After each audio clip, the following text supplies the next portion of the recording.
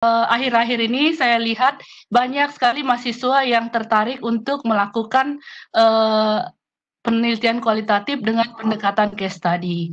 Jadi diharapkan nanti dalam kuliah tamu ini kita bisa melihat atau bisa mempelajari bagaimana konsep melakukan penelitian kualitatif, kemudian secara spesifik juga dengan pendekatan case study. Apa saja jenis pendekatan case study, bagaimana perbedaannya dengan penelitian kualitatif yang lainnya.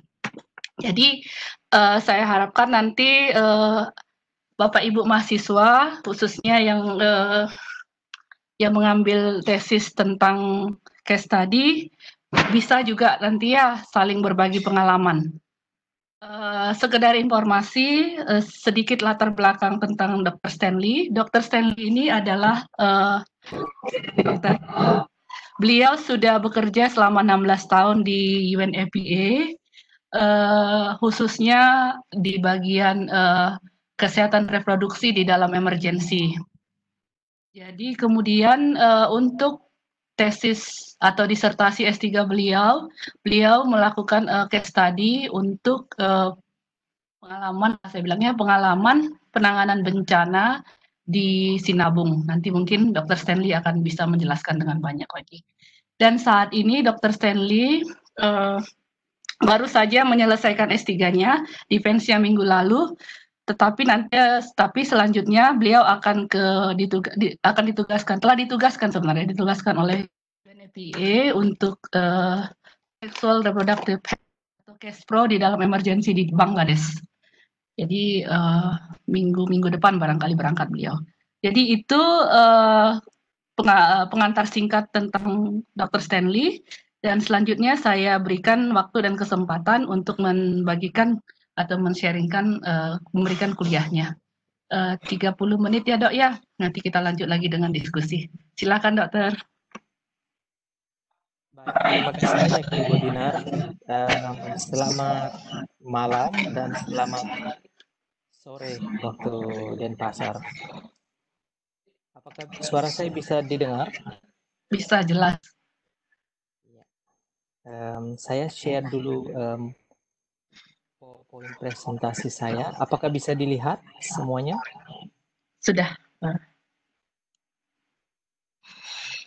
Nanti selama mungkin saya men-share presentasi ini, kalau ada pertanyaan bisa diajukan atau bagusnya bagaimana Ibu Dinar? Sesudah pemaparan atau pada saat pemaparan kalau ada yang mau bertanya mungkin ditulis di chat. Oh iya, iya.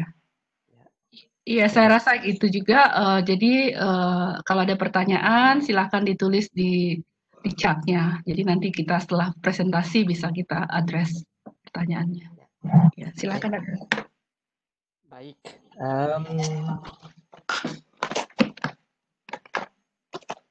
Jadi seperti yang Ibu Dinar bilang tadi, saya baru saja menyelesaikan pendidikan S3 saya di Auckland University of Technology di New Zealand, dan saya senang sekali bisa berbagi apa yang sudah saya pelajari selama 3 tahun lebih di AUT kepada teman-teman semua. Tapi mungkin kalau ada hal-hal yang tidak bisa saya jawab, please be patient. Nanti saya akan cari tahu jawabannya yang pasti dan akan saya kirimkan jawabannya melalui Ibu Dina. Ya, jadi kita sama-sama belajar karena kita sama-sama belajar. Oke. Jadi selama melakukan PhD saya memiliki 3 orang supervisors yang ada di Auckland, dan juga waktu saya melakukan pengumpulan data di Indonesia, saya juga memiliki satu orang field supervisor waktu berada di Indonesia. Nah, untuk 30 menit ke depannya ini,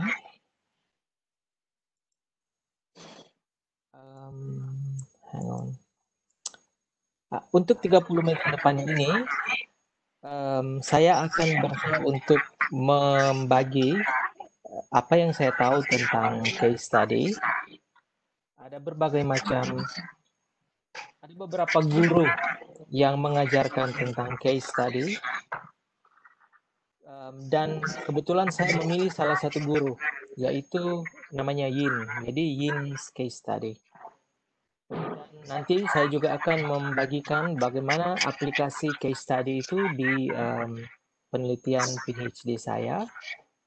Selanjutnya saya akan juga membagi kepada teman-teman semua stages dari Yin model untuk case study. Di slide-slide selanjutnya, teman-teman akan melihat dua jargon ini. Yang pertama MAH, itu artinya kesehatan ibu dan reproduksi. Dan DRM itu disaster risk management. Itu jargon atau abbreviation yang akan keluar nanti di slide-slide berikutnya.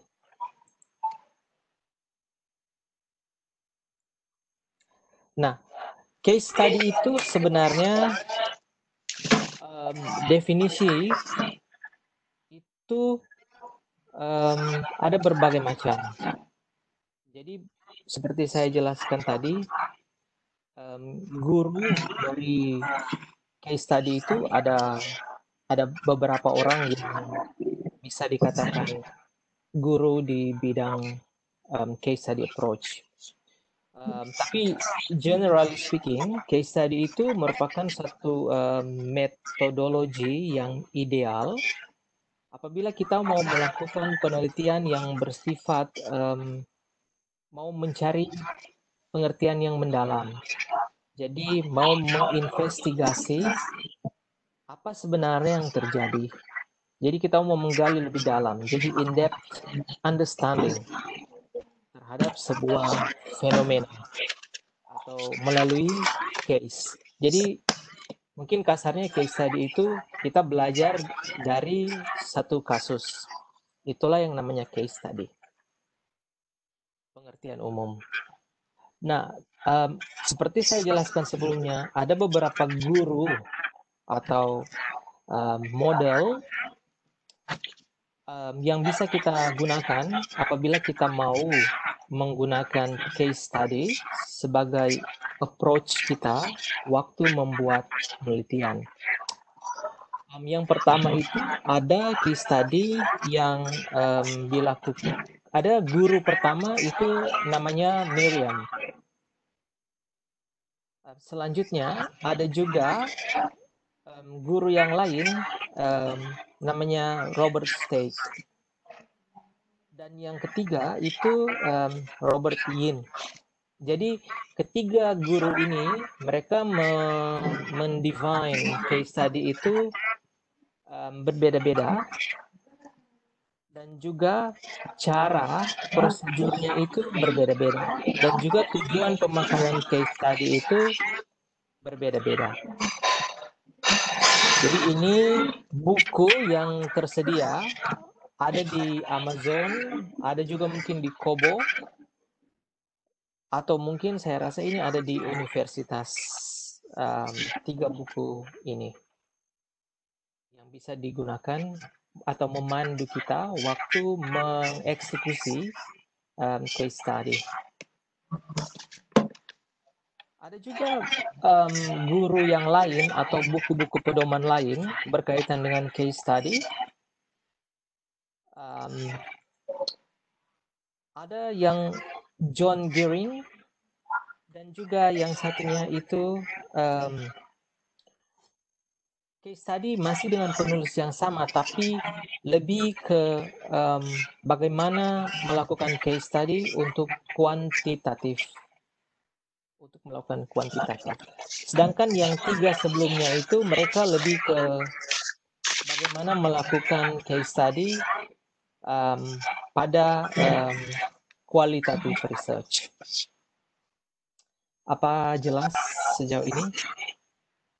Ya, jelas dong. Oke. Kita lanjut ya. Sedikit tentang metamorfosis dari case study. Jadi bagaimana itu awal mula dari case study hingga pada saat ini. Case study itu tadinya dipakai sekitar tahun 1600-an, dan orang menggunakan case study itu mula-mula dari untuk kuantitatif, jadi untuk positivism. Jadi orang itu mulai menggunakan case study itu untuk natural sciences. Mungkin bagi teman-teman yang punya mungkin belajar medicine sebelumnya, kalau di rumah sakit ada yang namanya studi kasus. Nah, itu mungkin dari awalnya kemudian orang menggunakan case study. Tapi kemudian case study itu dia berkembang penggunaannya. Jadi penggunaan case study itu malah di awal abad ke-18 itu Charles Darwin itu sudah menggunakan case study. Yang kontroversial temuannya itu tentang misalnya bagaimana manusia itu jadi, katanya dulu dari kera, kemudian dia bermetamorfosis menjadi manusia. Itu dia menggunakan case study. Jadi itu ada beberapa orang yang sudah menggunakan case study dari zaman dahulu. Dan kemudian ada masuk di era baru di mana peneliti-peneliti itu menggunakan case study itu penggunaannya lebih lebar. Jadi dia itu menggunakan case study itu bukan untuk mencari tahu what, tapi menggunakan case study itu untuk sesuatu yang apa dibalik what, jadi how and why. Jadi itu namanya logical positivism. Dan logical positivism ini yang kemudian terkenal dengan namanya post-positivism. Karena kalau post-positivism orang lebih melihat ke angka, sedangkan kalau logical positivism ini orang sebenarnya mau meneliti, membuktikan dengan cara lain, atau mau mengetahui ada apa di balik angka-angka tersebut. Hingga penggunaan case study sampai sekarang ini itu ternyata bukan cuma pada positivism dan post-positivism, tapi juga dia berlanjut ke orang bilangnya itu ke left wing, jadi lebih ke constructivism atau interpretivism. Bahkan para peneliti yang menggunakan grounded theory itu juga menggunakan case study. Ya, jadi ini kurang lebih sejarah evolusi dari penelitian case study. Ada link di bawah, resource dari reference dari Profesor Mills. Profesor Mills adalah salah satu profesor yang mengajar di Massey University di New Zealand. Dan beberapa penulis yang lain, mereka itu sudah merangkum summary daripada case study research, dan teman-teman bisa mungkin lihat di Google Scholar dan membaca lebih dalam tentang history dan evolution of the case study research ini.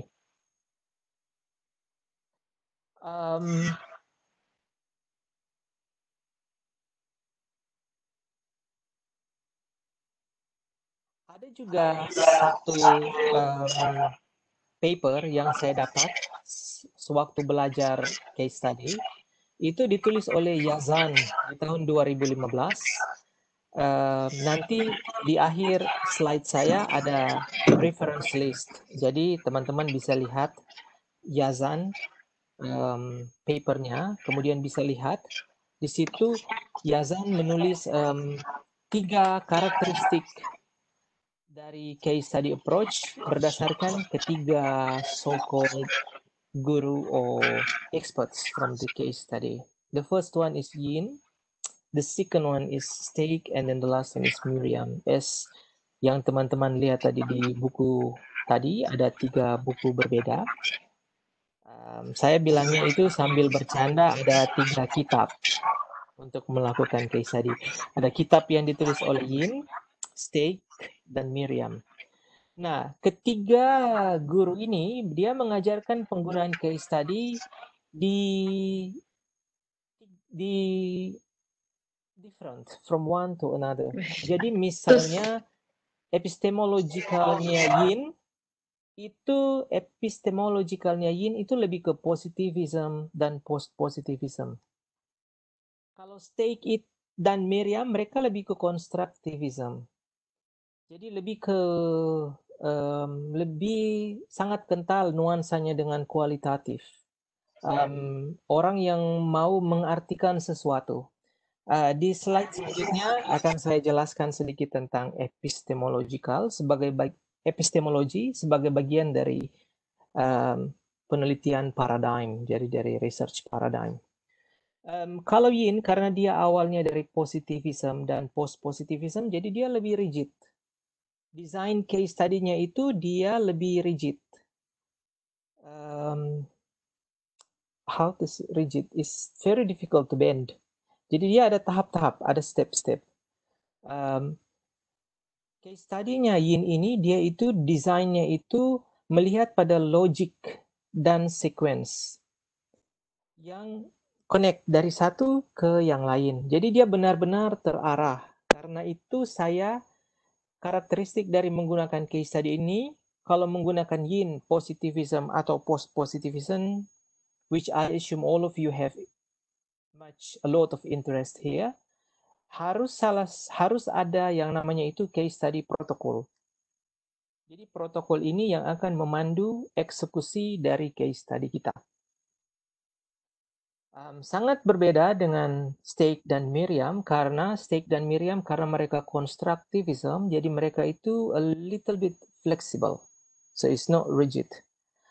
Mereka itu tidak menggunakan langkah-langkah atau steps yang jelas karena mereka lebih ke apa yang didapat dari data, dia bisa aja robah dia punya desain pada saat mengumpulkan data. I repeat, pada saat mengumpulkan data, dia bisa aja dia robah desainnya. Jadi bukan desain merubah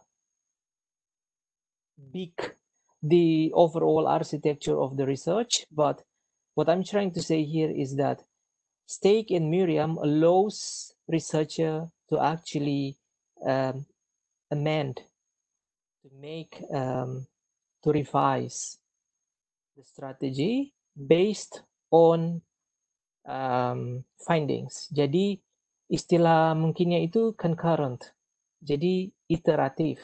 Jadi dia sangat fleksibel, bisa dirubah-rubah. Karena itu constructivism. Namanya juga constructivism. Jadi kita mengkonstruk, membangun satu pengertian. Kalau positivism dan post-positivism itu mau mengerti lebih dalam lagi apa yang sudah ada. Jadi satu realita itu dia mau lebih dalam lagi. Karena tidak ada yang kesempurnaan itu tidak ada. So, positivism and post-positivism is more to reality. Tapi kalau positivism bilangnya sudah perfect, kalau post-positivism itu kurang perfect. Jadi dia mau cari tahu lebih dalam. Nah, kalau constructivism dan interpretivism itu dia mau mencari arti baru. I'll explain that later in the following slides. Selanjutnya, untuk case study ini, data analisisnya itu dia kan sangat rigid. Jadi dia punya teknik-teknik sendiri. Misalnya itu cari data, kemudian kita lihat apa yang sering didapat.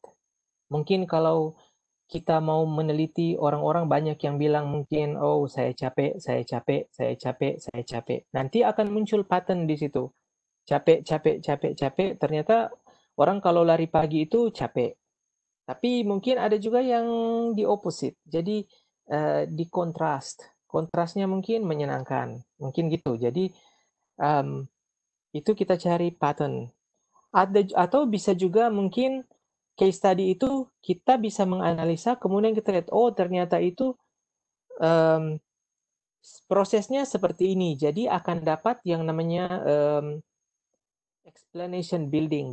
Mungkin dari bangun pagi, ganti baju, lari, baru rasa capek. Jadi kita bisa analisa dari proses-proses itu. Ada juga mungkin analisanya time series analysis. Ini yang saya pakai. Ini berkaitan dengan waktu. Jadi penelitian saya itu lebih melihat ke apa yang terjadi sebelumnya, apa yang terjadi sekarang, dan saya menganalisa kira-kira ke depannya apa yang mau terjadi. Kemudian ada juga yang namanya program logic model. Yin case study ini sangat populer digunakan di organisasi-organisasi untuk mengevaluasi kinerja dari organisasi. Yin ini merupakan salah satu konsultannya UNDP di United Nations Development Program di New York, dan dia banyak sekali melakukan evaluasi terhadap program-program United Nations di beberapa negara di dunia.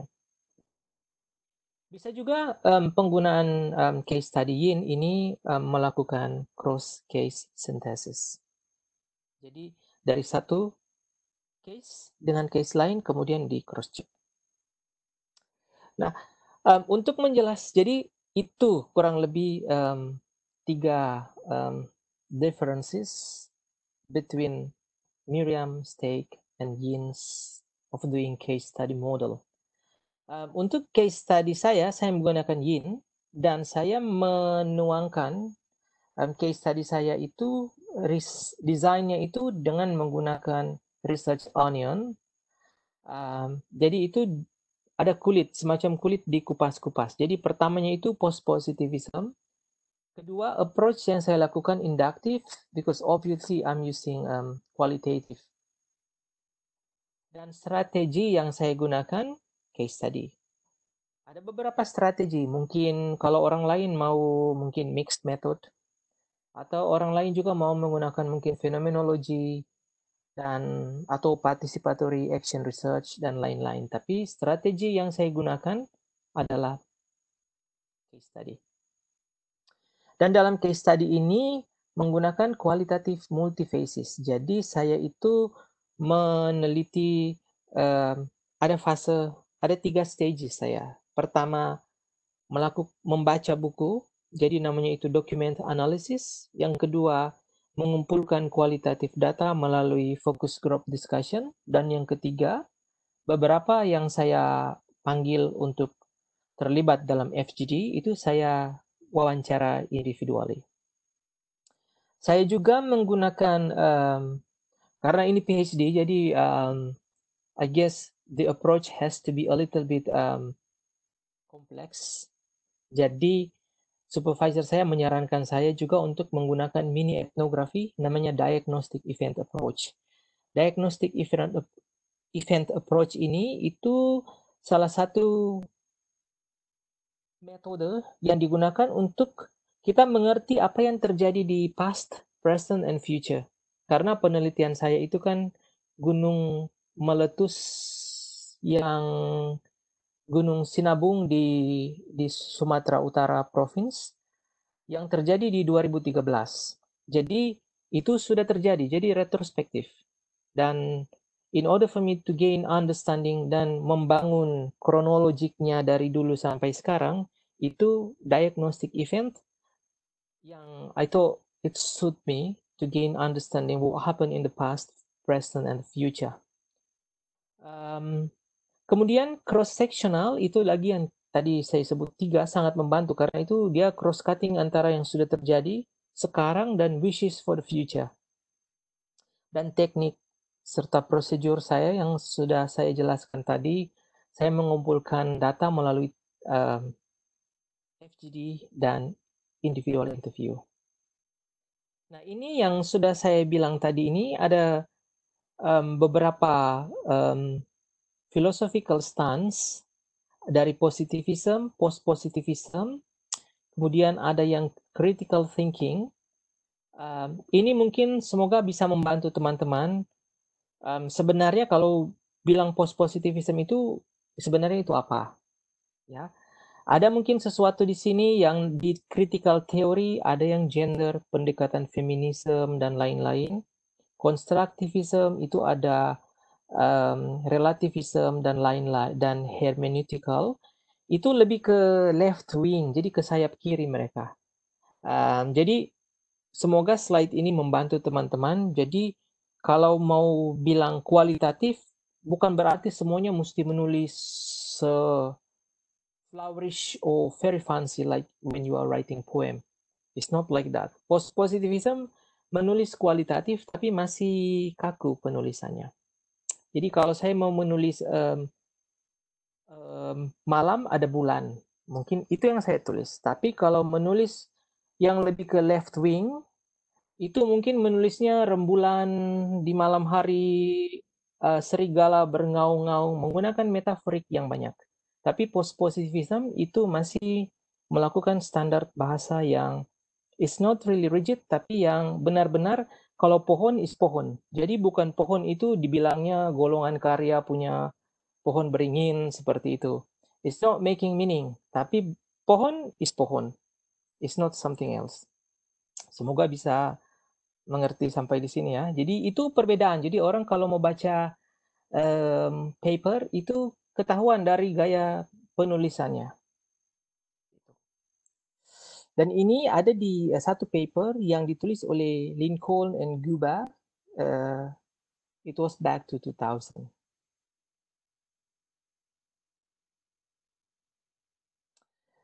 Nah, Yin case study ini, itu case study adalah bentuk dari empirical inquiry. Jadi case dan case study. Case dan case study agak berbeda pengertiannya. Kalau case itu contemporary fenomena. Mungkin kalau saya case-nya gunung meletus. Seperti itu. Kalau case tadi, gunung meletus yang kemudian saya gunakan media saya untuk mengerti, untuk memahami atau membantu menjawab my research question. Sehingga at the end of the day, saya bisa melihat how dan why ini case study. Jadi gunung meletus itu saya bukan meneliti gunung meletusnya, tapi saya mau meneliti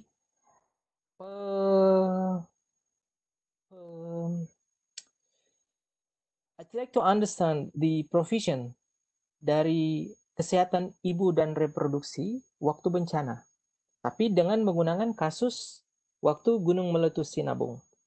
Seperti itu. Jadi kasusnya gunung meletus Sinabung. Tapi yang case tadi yang saya mau cari itu adalah bagaimana sih, how, kenapa, why, yang terjadi waktu Gunung Sinabung. Bagaimana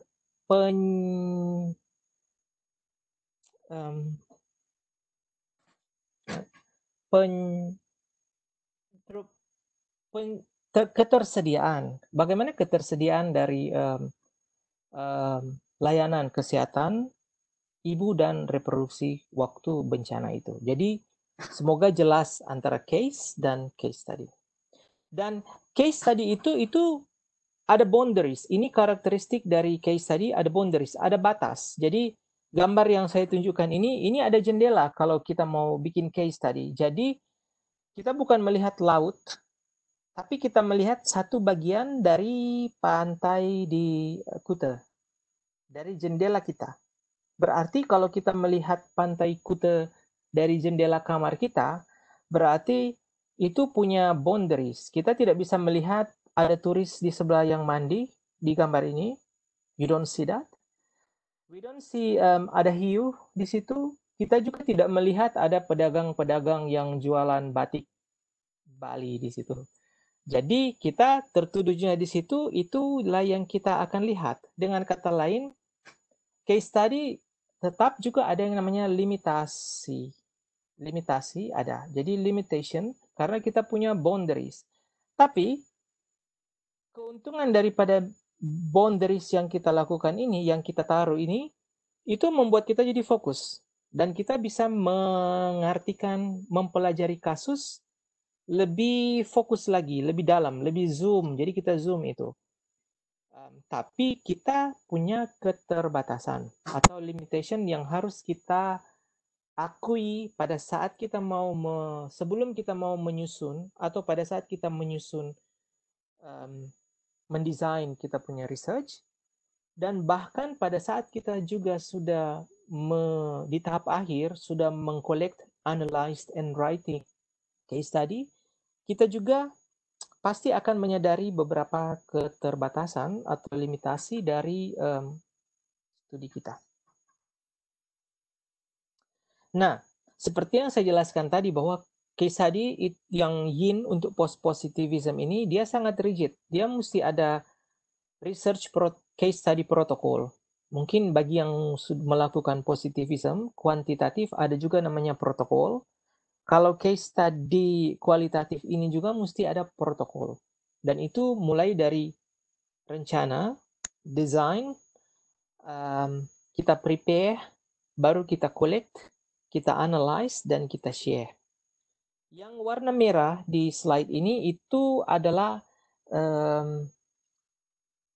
rigor, atau rigor itu bahasa yang dipakai oleh mungkin karena kita kuliahnya saya dan Ibu Dinar kuliahnya di Selandia Baru, ada pengaruh dari Inggris. Jadi we call it rigor.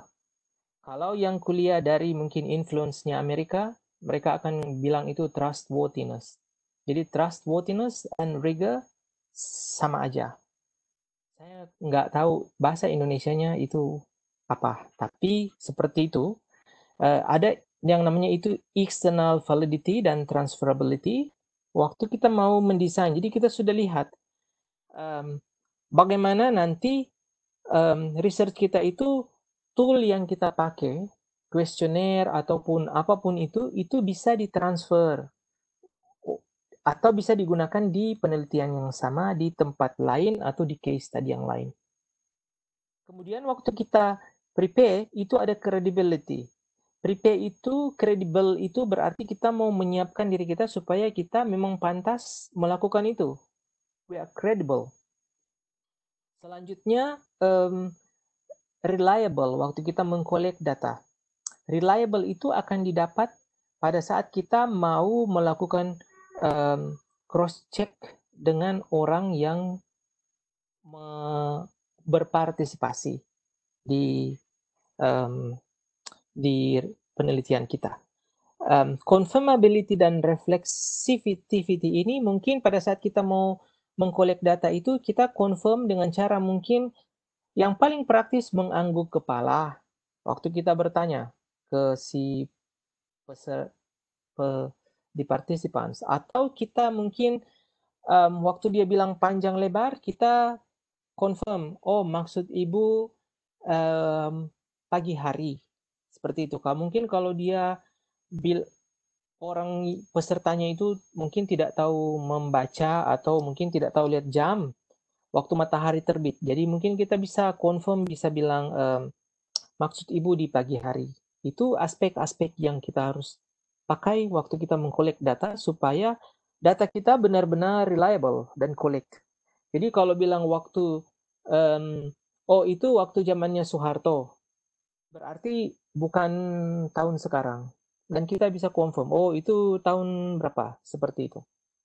Demikian juga pada waktu kita menganalisa data, ada juga yang namanya confirmability. Misalnya transkripsi kita itu kita kasih lagi ke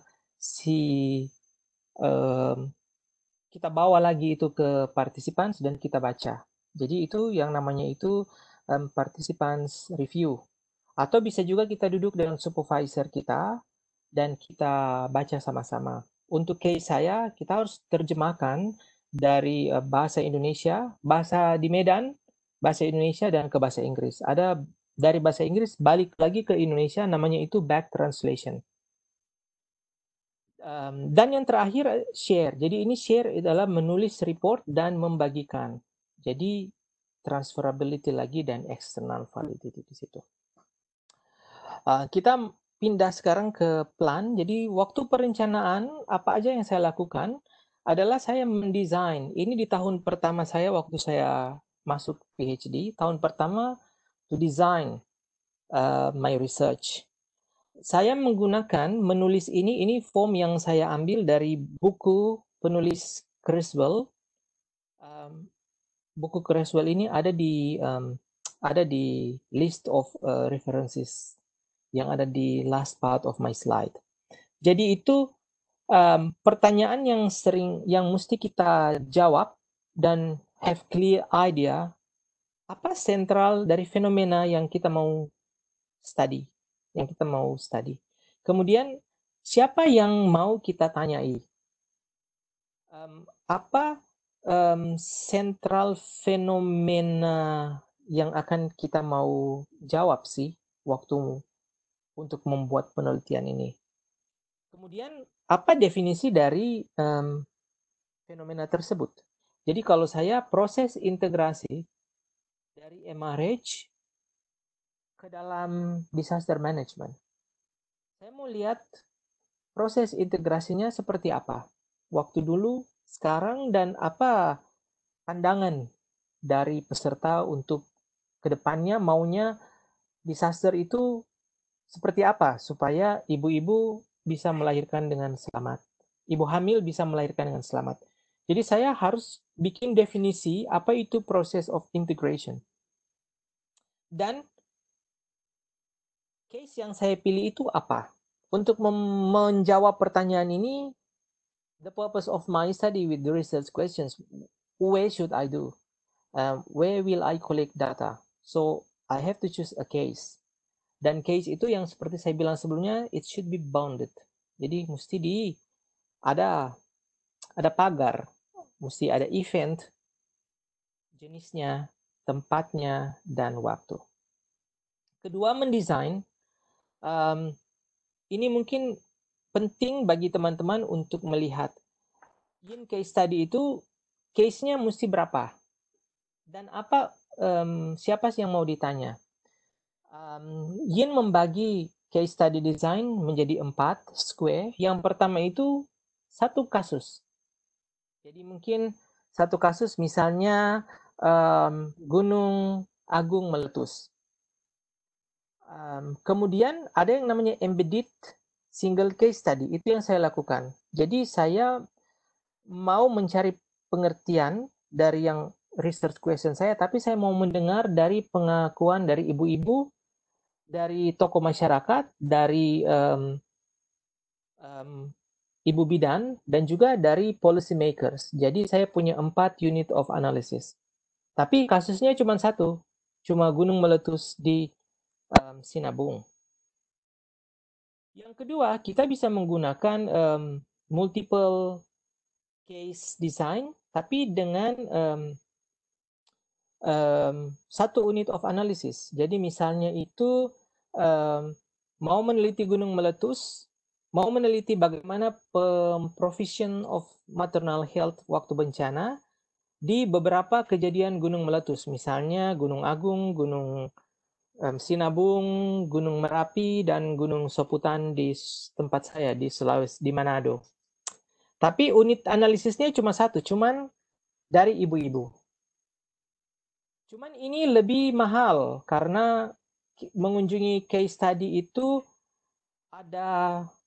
itu salah satu disadvantage when we choose case study adalah itu relatif mahal karena mencari beberapa case itu, apalagi Indonesia yang besar, itu geografikalnya itu mungkin salah satu tantangan bagi student.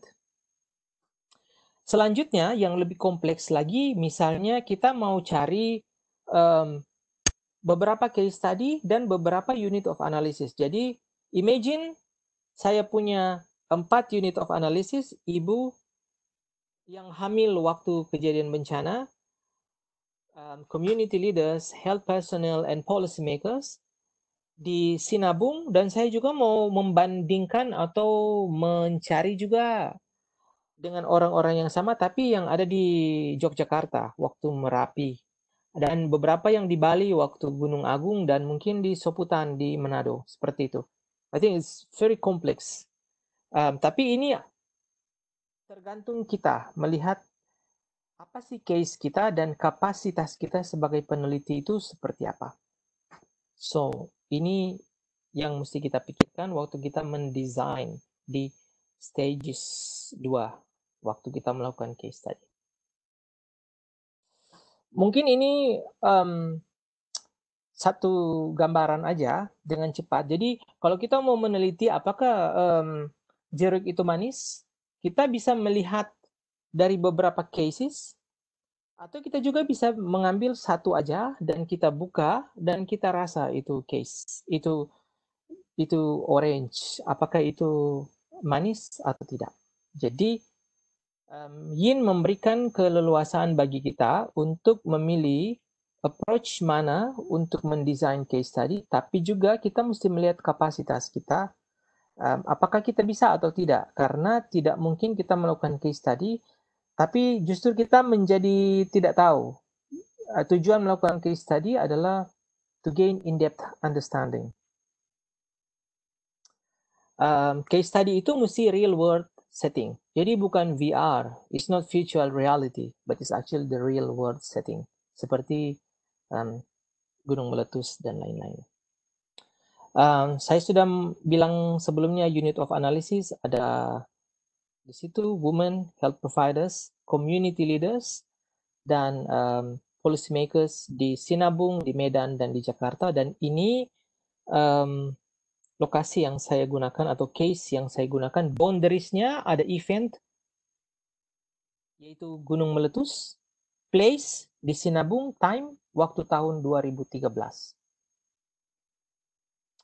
Selanjutnya prepare.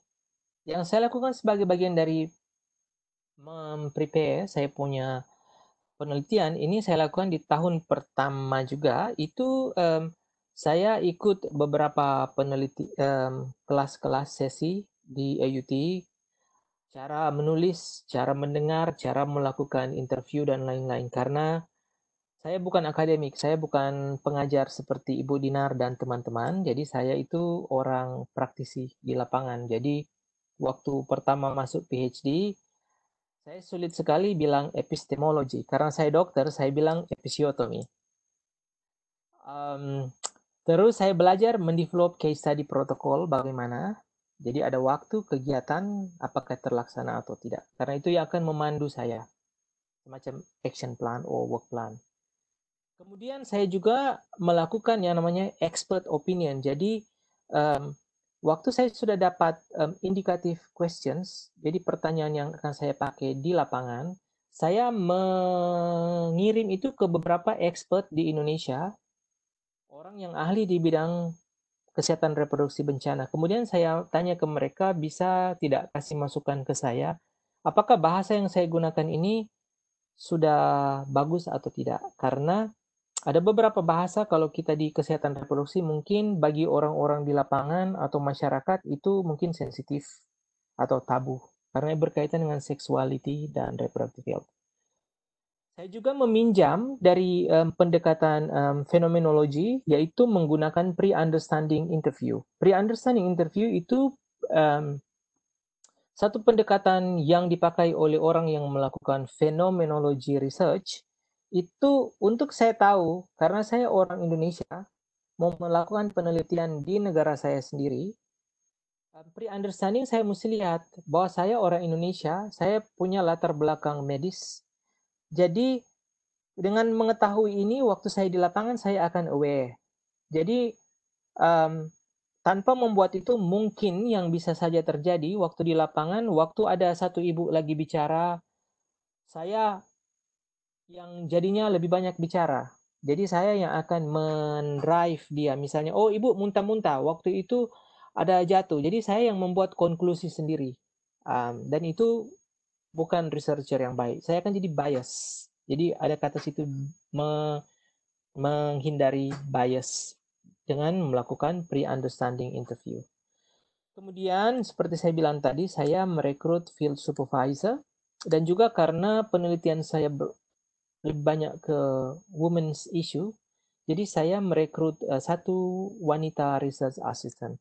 Dan saya melakukan pilot study di daerah yang sama, di Gunung Sinabung, tapi di desa yang berbeda. Tapi dengan karakteristik yang sama, dengan actual study. Selanjutnya, collect dan menganalisa data itu concurrent, iteratif, jadi bersamaan. Fase 1 melakukan dokumen analisis, fase 2 focus group discussion, dan fase ketiga beberapa yang berpartisipasi di FGD saya panggil untuk interview, dan kemudian saya analisa satu persatu. Dan saya menganalisanya yang pertama dari unit analisis pertama ibu-ibu yang hamil, kemudian community leaders, karena mereka adalah policy implementer di lapangan, kemudian yang memberikan layanan kesehatan, dan saya juga melakukan hal yang sama ke orang-orang policy makers di Kabanjahe, Medan, dan Jakarta. Tapi untuk policy maker saya tidak melakukan FGD karena orang policy makers, jadi mereka orang-orang penting, and I don't think they have time to gather in one place together because they are super busy people. So what I did was I just contacted them and interview them individual one by one. Waktu saya menganalisa data, saya menggunakan yang namanya itu thematic analysis. Jadi thematic analysis itu salah satu yang penulisnya atau yang mengeluarkan model ini adalah Brown and Clark. Ada juga namanya di reference list. Itu ada beberapa langkah waktu kita melakukan thematic analysis, dari memfamiliarisasikan diri kita dengan transkripsi, melihat catatan observasi kita, kemudian kita melakukan coding. Dari coding itu kita mencari tim, kita mereview tim, dan kita membuat satu definisi terhadap tim itu. Mungkin itu sesi lain yang enggak di case study ini, tapi itu sesi yang lain mungkin yang bisa it's not something that we have to discuss here, tapi itu sesuatu yang agak beda waktu kita mau melakukan penganalisaan data di qualitative approach. Ini salah satu snapshot daripada data analisis saya waktu timnya sudah jadi. Jadi saya punya tadinya 4 tim, karena ternyata di lapangan saya dapati bahwa gunung meletus itu bukan cuma 2013, tapi sebelumnya di 2010 itu sudah ada. Jadi saya merubah lagi. Tapi kemudian, jadi data analisis ini, data analisis itu memakan waktu 14 bulan. Itu yang terlama, karena saya harus bekerja menganalisa data di 3 bahasa. Dan partisipan saya itu hampir 50 orang, jadi 46. So you can imagine how complicated the process was, karena satu transkripsi saya untuk interview selama 1,5 jam sampai 2 jam, itu ditranskripsikan jadi 40 halaman. Belum lagi kalau orang Medan bicara, itu ternyata verb-nya dulu baru noun. Jadi bukan saya makan, dia akan bilang makan saya. Seperti itu. Belajar mengartikan dan melihat, oh ternyata grammar-nya agak beda. Dan mungkin di tempat yang di Bali, I'm pretty sure kalau orang Bali, kalau kalian baca transkrip akan melihat juga perbedaannya dibanding dengan bahasa Indonesia yang baku. Dan mungkin kalau yang punya supervisor Ibu Dinar lain-lain, mungkin if she wants to have it in English, things is becoming even more complicated. Dan yang terakhir adalah share yang sudah saya dapat. Saya bersyukur karena diberikan kesempatan oleh supervisor saya untuk menulis di artikel dan menghadiri beberapa conference untuk saya bisa for me to share what I have and also to get feedback. Kita harus tailor kita punya report itu berdasarkan audiensnya. Jadi kalau mungkin kita menulis untuk pemerintah Indonesia, agak berbeda sedikit kalau kita mau menulis pelaporan kita itu dari ke user atau audience atau reader mungkin di akademik akan berbeda. Tapi satu hal yang pasti kalau melakukan qualitative research itu kita punya banyak cara, banyak bahan untuk kita present ke different types of audience. Ini slide terakhir saya. Ini beberapa key resources yang saya gunakan waktu saya di slide-slide sebelumnya. Terima kasih banyak dari saya. Ibu Dina, over to you. Thank you so much, Dr. Stanley. Saya masih ingat kartu ini, by the way. Yeah. Ya, kartu ini. Dulu saya lihat juga di mejanya Dr. Stanley. Ini dulu kartunya untuk supervisornya kalau tidak salah. Jadi kartu ini diberikan oleh supervisor saya. Mereka kasih ini di tahun Christmas 2016. Tapi ini kartu ini kalau kita lihat teman-teman lihat ada pohon Natal di tengah. Itu memberikan satu itu post-positivism, simbol bagi saya bahwa saya meneliti pohon sebagai pohon. Bukan meneliti Christmas itu, bukan meneliti ini pohon Natal ini sebagai mungkin orang Kristen atau kolonialisasi karena kolonial yang membawa agama, atau mungkin ini mengartikan dapat kado. Itu di left wing. Tapi pohon Natal ini itu tetap untuk remind saya selama 3 tahun itu sebenarnya saya filosofinya itu apa. Dan itu yang membantu saya untuk menulis. Karena kita bisa aja waktu melihat banyak sekali data atau transkripsi, tiba-tiba kita we get lost. Hilang arah. Jadi ini saya tempel di meja kerja. Oke, thank you so much untuk penjelasannya. Jadi sangat jelas apa namanya ya, kayak sepertinya kuliah kualitatif satu semester terselesaikan dalam 45 menit kita tadi diskusi ya. Wow. Jadi sedikit barangkali men-summarize apa yang kita pelajari tadi, yang kita dengarkan dari Dr. Stanley itu tentang filosofi dari case study.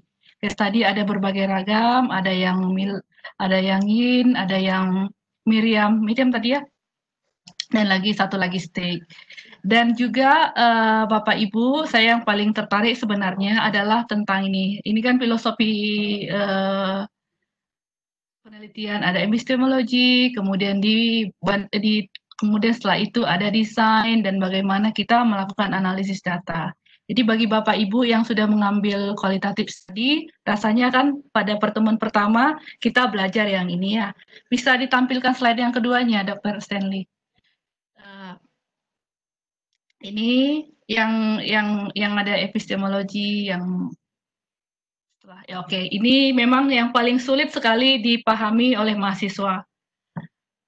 Apa beda positivism, critical theory, dan yang lain-lainnya. Tapi mudah-mudahan nanti kita belajar dari sini ya, belajar sambil bertanya. Sekarang Dr. Stanley ada beberapa pertanyaan. Saya coba share ya. Ini ada beberapa pertanyaan.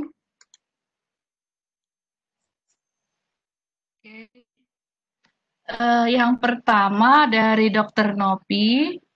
Jadi pertanyaannya begini kira-kira. Kalau melihat study approach bisa kelihatan nggak ya? Bisa. Oh ya, jadi nomor 1 itu. Ya, oke. Kalau melihat case study approach berdasarkan Miriam, berarti case study bisa untuk teori development. Tapi karena barangkali teori yang lain, ada buku yang lain menyatakan bahwa itu nggak bisa gitu loh. Lalu tadi tertulis teori development berdasarkan literatur review. Apakah bisa dengan pengumpulan data primer? Itu kira-kira dok. Silakan dokter. Kita satu-satu aja dulu ya, baru nanti. Iya. Ya. Miriam. Pertama karena Miriam itu kan konstruktivism, jadi benar itu bisa digunakan kalau kita mau mendevelop satu teori. Dan Miriam, ada yang teman saya, mungkin saya share sama Ibu Dinar, yang sebenarnya saya ini teaching assistant di AUT juga, jadi kita mengajar mahasiswa. Saya pair dengan satu dosen yang dia itu menggunakan case study constructivism, Miriam. Jadi kita sama-sama kasih belajar. Saya kasih yang yin, yang teman yang satu saya itu kasih mengajar yang constructivism. Ya, itu bisa digunakan untuk membangun satu teori. Dan pembangunan teori itu bisa dari data primer, bisa juga dari data sekunder. Cuman mungkin sebagai dosen yang nanti akan melihat, yang nanti mungkin kepada supervisor, kalau mau ambil PhD, apakah layak secondary data atau primer data? Sesuatu yang mungkin bisa dipertimbangkan, karena kan undergraduate, postgraduate, dan mungkin yang lebihnya itu tingkat kesulitannya harus lebih tinggi dan harus dibikin kompleks. Complexity di sini bukan berarti kita mau membuat seseorang itu tidak lulus, tapi membuat seseorang itu memiliki kesempatan untuk belajar banyak. Di research saya sendiri menggabungkan beberapa fenomenologi, mini etnografi dan lain-lain, dan tetap melakukan primary data collection, so it's not secondary. Tapi ada juga yang PhD lain yang memang harus melakukannya secara secondary way of collecting data. Semoga itu bisa menjawab. Tapi intinya, yes, Miriam as part of constructivist, it can be used to develop a theory, a new theory, or new meaning, or new understanding. Oke, barangkali Dokter Nopi, apakah ada pertanyaan lagi tidak terkait ini? Saya perkenalkan Dr. Stanley. Dr. Nopi ini staf pengajar di tempat kami yang juga sedang mengambil PhD di UNED, di kampus kami.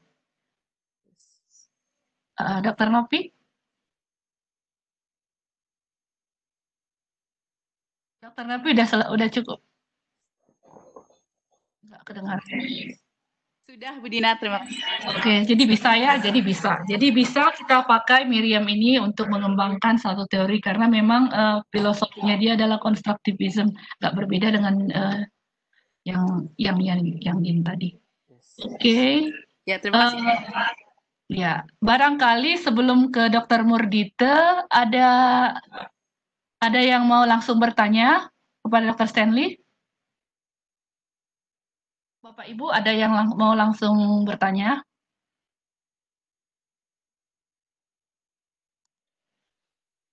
Halo, tidak ada ya. Saya lanjut dengan pertanyaan Dr. Murdite. Pertanyaannya adalah, Dr. Murdite ini juga sedang melakukan case study, tapi untuk masternya ya, case study ya. Ini pertanyaannya tadi Dr. Stanley menyatakan case study merupakan penelitian belajar dari kasus. Saya ingin menanyakan, bagaimana karakteristik kasus yang baik bisa diteliti dengan menggunakan pendekatan case study? Jadi ini lebih banyak bagaimana mengidentifikasi kasus. Yes. Yeah. Dokter Murdita ini dokter juga? Iya. Dokter Murdita, dokter, penelitiannya tentang pelayanan kesehatan tradisional ya, Dokter Murdita ya? Ya. Saya coba jawab ya, Dokter Murdita. Ini pertanyaan yang sangat menarik. Jadi belajar kasus itu, case study itu, dan karakteristik itu ada dua hal yang mesti kita pahami. Yang pertama itu kasus, yang kedua itu research question. Dua-dua ini mesti connect dots-nya mesti dua titik ini, you have to be able to connect these two dots. What's your research question? Karena kalau research questions yang baik dan jelas, kita mau mencari case-nya itu akan lebih gampang. Tidak ada yang tertulis karakteristiknya kasus itu yang tidak ada tertulis karakteristik kasus yang baik itu, jawabannya tidak ada. Jawabannya ada pada kita, tergantung apa research study, apa research question kita, dan kasus yang kita pilih itu harus kita kasih boundary. Yang tadi itu, place, event, dan time. Jadi di mana, eventnya itu apa, dan yang terakhir itu kapan. Jadi mungkin kalau kita penelitiannya tentang bagaimana pemerintah Bali, contohnya aja, bagaimana pemerintah Bali merespons kasus COVID-19, case study-nya mungkin, ya carilah mungkin kalau di rumah sakitnya di mana, waktunya sekarang, jadi bukan retrospektif ke 2 tahun lalu, karena kan COVID zaman sekarang. Dan itu eventnya COVID, where-nya itu di mana, di tempatnya, dan when itu kapan. Jadi boundaries. Jadi mungkin untuk menjawab pertanyaan dokter, tidak ada karakteristik yang ditulis di atas batu, is not written on the stone.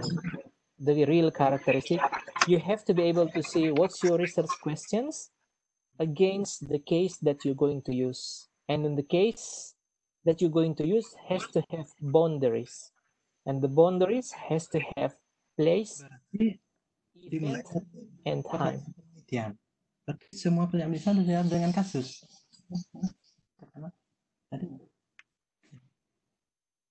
Pak Murdita, Dok, Dr. Murdita, kecil suaranya gimana, Dok? Oke, Dr. Stanley, mungkin saya tanyakan, ada sampaikan tidak ada karakteristik yang terpaku gitu, yang rigid. Pertanyaan saya tadi kan sampaikan dimulai dengan penelitian ini adanya pertanyaan penelitian sebelum menentukan kasusnya. Yang saya tanyakan, setiap pertanyaan itu, pertanyaan penelitian itu bisa diteliti lewat studi kasus gitu jadi. Kalau bisa dijawab, please event when-nya. Oh, I see. Jadi kalau nanti Ibu Dinar akan bantu saya juga menjawab ini. Jadi kalau membuat penelitian itu kan kita mesti persiapkan dulu. Kita pikir-pikir saya mau meneliti apa. Contohnya saya itu memulai PhD saya itu dengan cuma satu pertanyaan. Pertanyaan saya, kenapa Indonesia itu angka kematian ibunya masih tinggi? Bahkan di tahun, saya kan mulai 2016, jadi saya tanya, kenapa di 2015, waktu Millennium Development Goals berakhir, kok Indonesia masih tinggi angka kematian ibu? Terus saya menulis proposal penelitian, kemudian saya mulai duduk dengan supervisor dan saya mulai ditajamkan. Kira-kira di balik angka high maternal mortality rate Indonesia yang masih 200 per 100.000 itu, kenapa? Terus karena saya punya passion di bidang disaster, dan saya tahu bahwa ibu hamil tidak akan berhenti untuk mendeliver baby even during disaster. Kemudian saya lihat, jadi banyak ibu yang waktu bencana alam meninggal. Kemudian dari situ saya mulai frame research question saya. Jadi research question saya itu adalah bagaimana Indonesia itu sudah menyediakan layanan kesehatan ibu dan reproduksi pada saat bencana. Tujuannya nanti adalah kalau saya dapat jawaban ini, saya bisa memberikan rekomendasi atau the significance of my study is actually to inform policymaker supaya mereka bisa merevise atau mempercantik dia punya disaster management sehingga nanti wanita-wanita yang mau melahirkan, wanita hamil melahirkan bisa tertolong dan kasus kematian ibu itu jadi berkurang. Seperti itu. Jadi harus ada dulu research question. Pada saat ada research questions, baru kita tanya selanjutnya, bagaimana cara menjawab ini. Ada banyak pilihan. Di slide saya tadi yang research onion itu, apakah mesti pakai case study, atau pakai fenomenologi, atau pakai grounded theory, atau participatory action.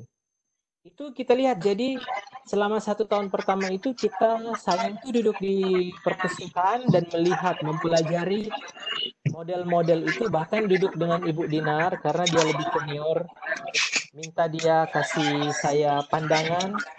Kalau approach yang lain-lain itu bagusnya pakai di mana. Kemudian saya lihat, philosophical stance-nya apa? Post-positivism. Baru dari situ saya lihat. Dan kemudian saya pilih case study. Dari case study itu baru saya lihat untuk bagusnya itu di mana. Maka saya dapat yang Gunung Meletus Sinabung 2013. Jadi itu urutannya seperti itu. Jadi bukan mau ambil, duduk di depan meja, menulis, baru saya mau case study, ini penelitian, ini case saya, dan saya mau meneliti ini. Itu berbalik arah. Dan itu banyak dilakukan oleh undergraduate students. Mereka itu maunya langsung jump ke case study, mau study Sanur Bali, tapi kemudian dia bingung, apa research question saya? Jadi mesti ada yang namanya research paradigm. Jadi step by step sampai ke research question, dan yang ada proses yang nanti mengantar kita sampai ke memilih case study, dan ada lagi proses sampai ke menentukan case untuk di study. Seperti itu.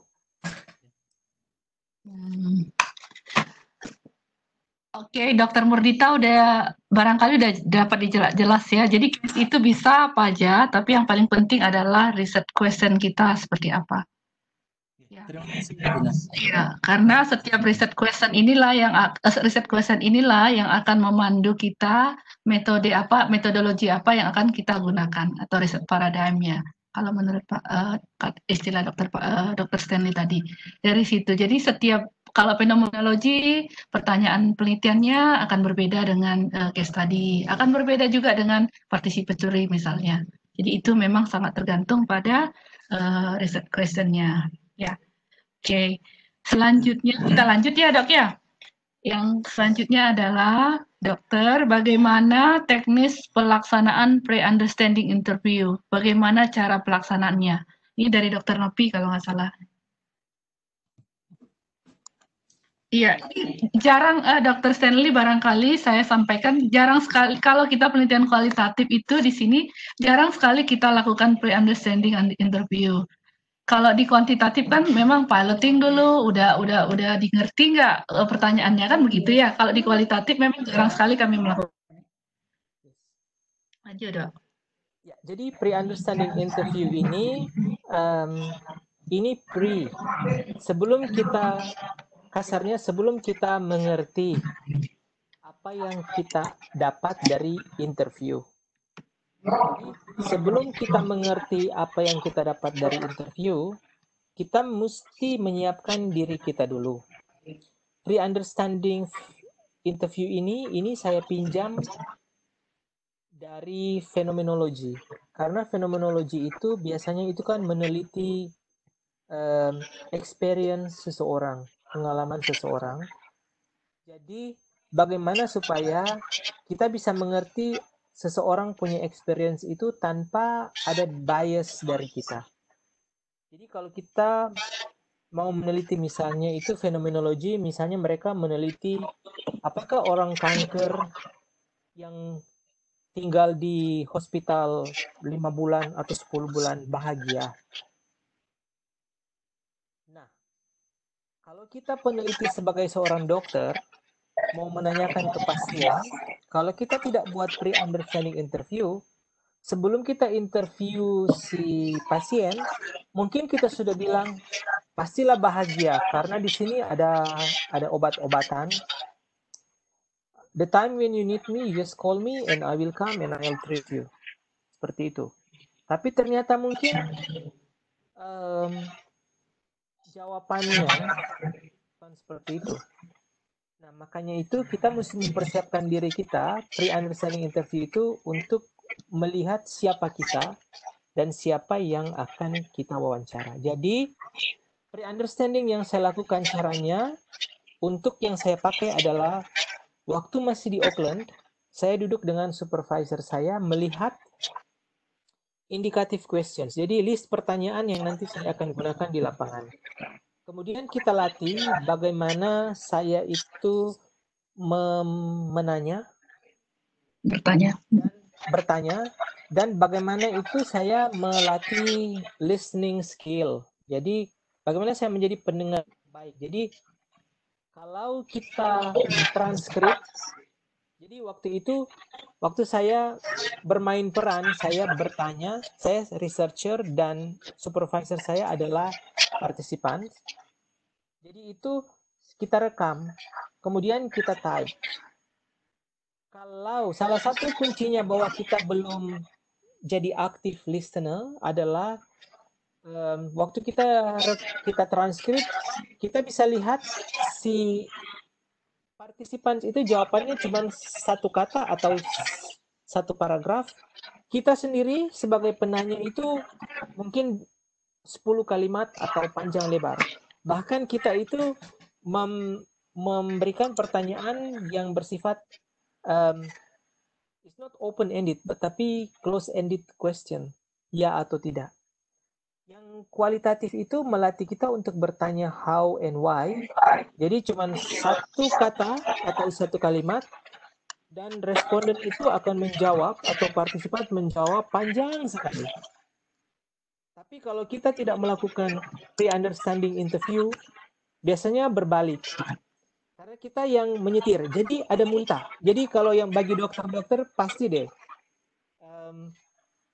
akan ketawa dengan pernyataan saya ini. Karena kan kalau lihat pasien baru masuk di ruangan, kita sudah tanya, ada muntah, ada panas, ada ya atau tidak. Terakhir paracetamol. Seperti itu. Itu pre-understanding interview-nya agak salah. Saya belajar banyak sebagai seorang dokter karena tidak memprejudge. Nah, itu mungkin caranya. Nah, sesudah saya lakukan praktisnya di Auckland, waktu saya pergi ke Indonesia, saya duduk dengan field supervisor saya, dan saya melakukan hal yang sama. Jadi saya suka bertanya, Ibu, jadi dulu tidur dengan siapa? Oh, ternyata kalau tidur dengan siapa itu kalau di Medan itu ternyata melakukan hubungan seksual. Jadi kata-kata itu yang mesti di-tune in, dibuat bagus supaya si partisipan itu yang mungkin ibu-ibu di desa-desa tidak langsung kaget dan diam. Jadi itu gunanya pre-understanding. Jadi saya lakukan itu di Auckland untuk melihat konsep karena supervisor saya none of them speak Indonesia, they speak English. But then when I went back to Indonesia, I sat with my field supervisor, which is an Indonesian expert, and then she advised me what is the proper words when I'm going to use that in the field. Dan waktu juga saya melakukan pilot study, saya juga melakukan pre-understanding interview dengan female research assistant saya untuk saya dapat feedback. Ternyata ada beberapa bahasa yang kalau di Medan artinya agak, maksudnya di tanah Karo itu artinya agak beda sedikit. Dan itu nanti membuat kita interviewnya jadi nyaman. Jadi itu pre-understanding interview proses yang saya lakukan. Semoga bisa terjawab. Sudah terjawab. Yes, sudah terjawab ya Dr. Novi ya. Jadi perlu perlu pre-understanding interview, dan juga barangkali ini kalau kita kan selalu minta di metodologi selalu ceritakan background dari peneliti. Ya, itu juga akan mempengaruhi pada aware kita ya terhadap topik penelitian yang akan kita teliti. Yang selanjutnya adalah, sepertinya tadi udah menjawab sih ini ya Dr. Stanley ya. Ini case study, apa perbedaan case study dengan fenomenologi? Iya, tadi kan fenomenologi sudah jelaskan sedikit, tapi barangkali apa perbedaannya, Dok? Jadi yang mendalamnya adalah kalau case study itu dia lebih ke event, kejadian. Kalau fenomenologi itu lebih ke experience. Jadi experience, pengalaman dari mungkin orang waktu dia sakit apa. Jadi dia akan lebih subjektif sekali. Biasanya, jadi itu purpose-nya, case study lebih besar, lebih ke kejadian alam lebih besar, atau mungkin orang-orang pengalaman, tapi dari segi sampling case study lebih banyak, relatif lebih banyak dari fenomenologi. Kalau fenomenologi itu kita menulis kisah hidup seseorang, bisa aja mungkin responden kita cuma 3 atau 4 orang untuk PhD, karena kita mau menuturkan kisah hidup. Itu dari segi sampling. Dari segi writing, penulisan, itu biasanya case study itu mengartikan sesuatu yang sudah ada, seperti saya. Tapi kalau fenomenologi itu membangun teori yang baru, karena dia lebih ke interpretivism, menginterpret dan mengartikan.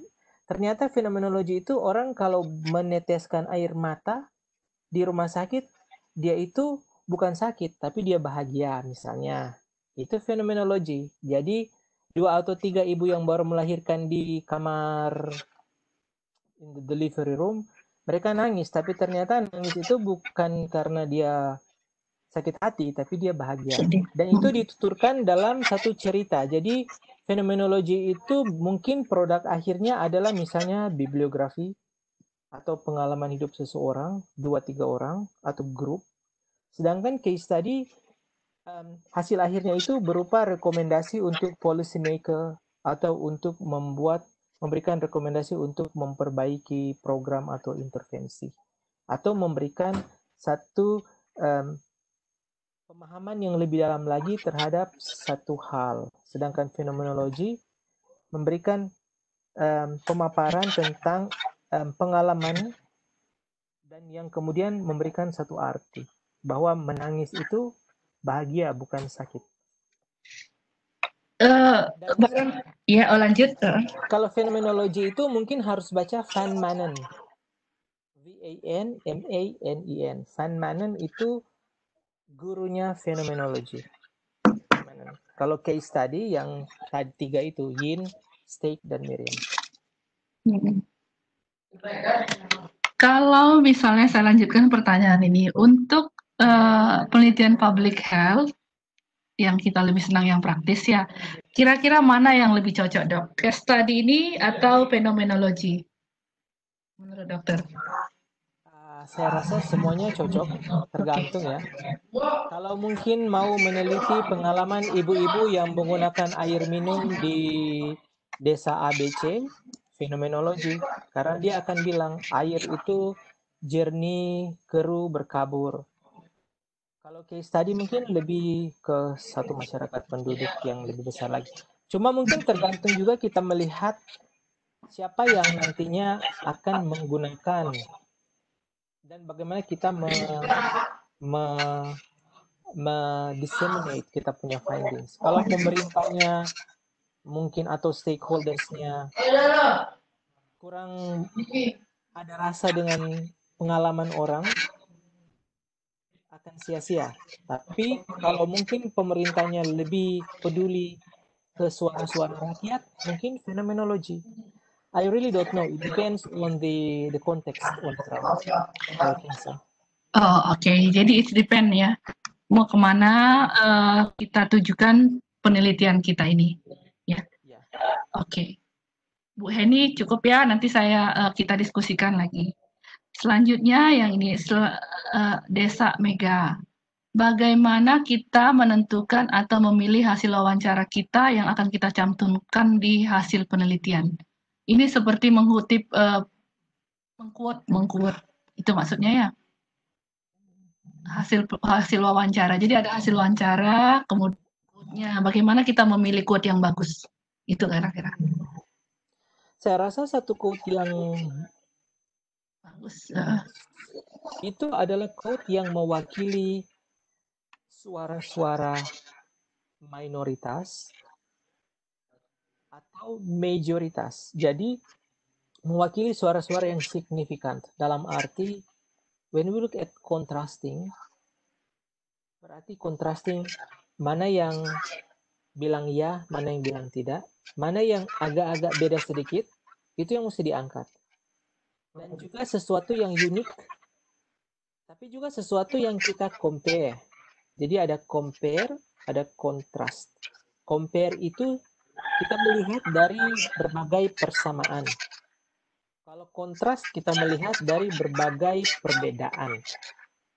Quote yang bagus adalah quote yang bisa mewakili beda-beda itu, dan quote yang bisa mewakili yang sama-sama itu.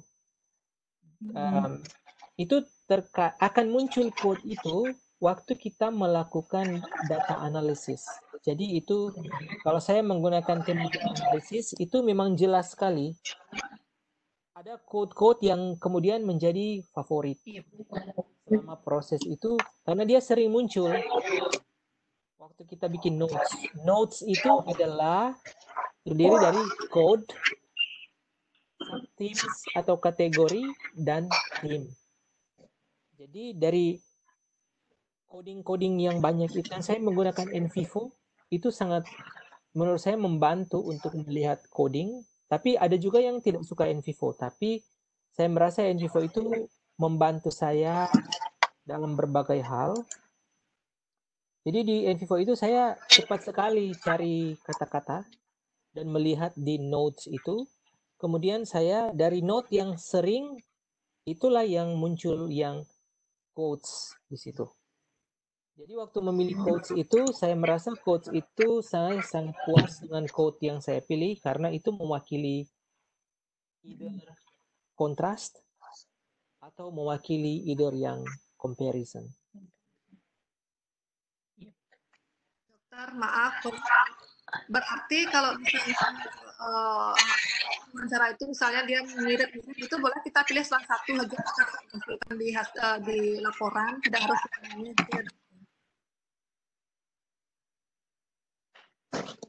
Tidak ada sebenarnya di literatur yang mengharuskan quote itu hanya satu. Waktu kita mempresentasikan findings itu, sebaiknya quote itu bermakna. Jadi mau 3, mau 10, mau 100, yang penting bermakna. Quote itu boleh kita memilih 5 paragraf mungkin bisa kalau kita fenomenologi. Tapi bisa juga cuma mungkin 2 atau 3 kata. Inti dari pemilihan quote itu adalah mewakili suara. You are presenting the voices of participants. Jadi apa satu quote, 3 quote tidak ada masalah. Tapi yang menjadi masalah ini adalah apakah kita sudah memilih sesuatu yang bisa mewakili suara participants atau tidak. Yes. Oke. Ya, jadi intinya adalah quote yang baik adalah quote yang bisa mewakili suara dari partisipan, ya, yang bisa mewakili yang minoritas, bisa yang mayoritas, bisa yang menunjukkan ada perbedaan, ada persamaan. Jumlah tidak terlalu menjadi bagian hal yang paling penting, tapi yang paling penting adalah konten dari quote itu sendiri. Oke, Ibu ya. Kita lanjutkan, ini ada 2 pertanyaan lagi. Sebenarnya saya mungkin bisa menambahkan Ibu Dinar terakhir. Iya, silakan. Kemudian yang paling penting waktu mempresentasi atau menulis findings itu adalah jumlah kata. Jadi kalau di universitas dia punya limit kata-kata. Itulah kemudian kita dituntut keahlian mengedit penulisan kita dan mengedit quote. Makanya tidak ada pembatasan jumlah quote. Tidak ada juga pembatasan berapa kata di quote yang kita akan tulis. Itu nanti tergantung editing. Cuma memang di atas, kalau untuk APA standar itu di atas 45 atau 50 itu harus indent. Kalau di bawahnya itu bisa dimasukkan menjadi bagian dari paragraf. Iya. Iya. APA mungkin agak berharpat. Kita pakai harpat, Dok. Iya, harpat. Dilihat. Jadi bisa dicek nanti di Harvard seperti apa ya. Oke, Ada 2 pertanyaan lagi, ini terkait dengan case study. Bagaimana kita menentukan multiple case study merupakan case study? Baru membedakan dengan jenis penelitian lainnya. Tempatnya kan tidak terbatas pada satu tempat, sedangkan case study tempatnya terbatas. Ini maksudnya gimana ya? Kalau pengertian bukannya tempatnya terbatas pada satu tempat, kayak gitu, Ibu ya. Gimana? Maaf Bu, putus-putus. Kalau case study artinya dia terbatas pada satu tempat dan pada satu waktu. Kalau ini kan misalnya multiple case study ini diambilnya dari beberapa tempat gitu, bukannya tadi pengertiannya ya? Oke, gimana? Klarifikasi saja untuk multiple case study, Dokter. Yes. Multiple case study itu di beberapa case atau beberapa tempat. Kalau single case study di satu case, berarti asumsinya itu di satu tempat. Kalau multiple berarti beberapa. Itu tergantung lagi keputusan memilih single atau multiple case study itu it drive from your research question. Kalau research questionnya mau cari taunya apa, dengan supervisor didiskusikan apakah satu case aja sudah bisa membantu menjawab research question atau harus lebih dari satu, harus multiple. Dan mesti dipertimbangkan juga kapasitas kita sebagai peneliti, karena memilih multiple case study bukan berarti lebih bagus daripada single case study. Yang penting adalah bagaimana kita melakukan, mengeksekusi penelitian kita itu menggunakan rigor atau trustworthiness, asas-asas itu apakah kita gunakan atau tidak. Pertama, yang kedua, apakah kita melakukannya dengan sebaik-baiknya dan menjawab, mengkolek, menganalisa, mendiskusikan findings kita itu dan mempresentasikan dengan baik atau tidak. Jadi bukan multiple atau single case study is not the major factor that would determine whether you are doing a good case study or no. Jadi yang penting adalah proses penelitiannya, yaitu dari mulai kita mengembangkan instrumennya, kemudian mengumpulkan data di lapangan, melakukan analisis dan lain-lainnya. Apakah kita memang sudah mematuhi apa yang kita tulis di proposal atau di protokol? Itu yang paling penting dalam hal ini. Dan yang terpenting lagi, apakah itu sudah menjawab penelitian kita? Itu menjawab pertanyaan penelitian. Kalau misalnya dengan single saja sudah, jadi sudah menjawab, jadi barangkali kita tidak perlu lagi multiple case study. Jadi tergantung juga pada pertanyaan penelitian. Dalam hal ini memang yang paling center adalah pertanyaan penelitian tadi itu. Oke, ini pertanyaan terakhir ya. Pertanyaan terakhir dari Pak Abdi. Pak Abdi ini seorang farmasis apoteker ya, tapi udah kerja di Dinas Kesehatan. Beliau juga melakukan case study untuk S2-nya. Selamat sore dok, saya saat ini sedang melakukan penelitian case study di satu tempat. Akan tetapi informan yang terlibat dari berbagai kalangan, apakah ini termasuk embedded? Mohon penjelasannya. Terima kasih dok. Ya. Jadi case study di satu puskesmas, tetapi ada berbagai stakeholder yang informannya yang diwawancarai di sana. Ya. Mungkin kalau saya tidak tahu apakah kata informan itu sesuatu yang dipakai di kualitatif. Karena kalau kuantitatif itu mereka bilangnya respondents. Kalau kualitatif dia bahasa bakunya itu participants. Itu yang membuat dia beda, karena kalau kita mau belajar kualitatif kuantitatif, ada bahasa-bahasa yang memang kasarnya itu sudah dibaptis punyanya kuantitatif. Ada kata-kata yang sudah dibaptis miliknya kualitatif. Mungkin kalau saya robah statement Bapak Made Abdi Gunawan, mungkin yang Pak Made mau tanyakan adalah, saya melakukan penelitian di satu tempat, tetapi partisipansnya dari berbagai kalangan. Apakah itu termasuk embedded? Jawabannya iya. Itu participants itu bisa, kalau bahasa case study-nya itu bilangnya itu unit of analysis. Jadi yang mau dianalisa itu dari berbagai group of participants. Jadi itu namanya embedded. Semoga bisa jawab. Oke. Di sini memang ada dua istilah yang kita gunakan untuk kualitatif. Kalau dia in-depth interview, biasanya kita sebut dengan informan. Tetapi kalau dia lebih ke FGD, biasanya kita menggunakan istilah partisipan. Itu barangkali. Jadi dalam hal ini, Pak Abdi melakukan penelitiannya dengan metode teknik dengan in-depth interview. Oleh karena itu beliau menggunakan istilah informan. Mungkin ada banyak jargon sih ya di dalam istilah-istilah yang sangat pakem di dalam konsep-konsep penelitian ini. Berarti Bapak Abdi ini melakukan case study yang sama dengan saya. Sebutnya itu embedded single case study. Kalau embedded single case study berarti satu kasus, tapi grup yang diwawancara itu ada beberapa, bukan cuma satu aja. Iya. Iya. Pak Abdi mau menambahkan lagi? Halo? Tidak, terima kasih penjelasannya, dokter. Sangat banyak penjelasannya. Terima kasih banyak. Sampun, Ge.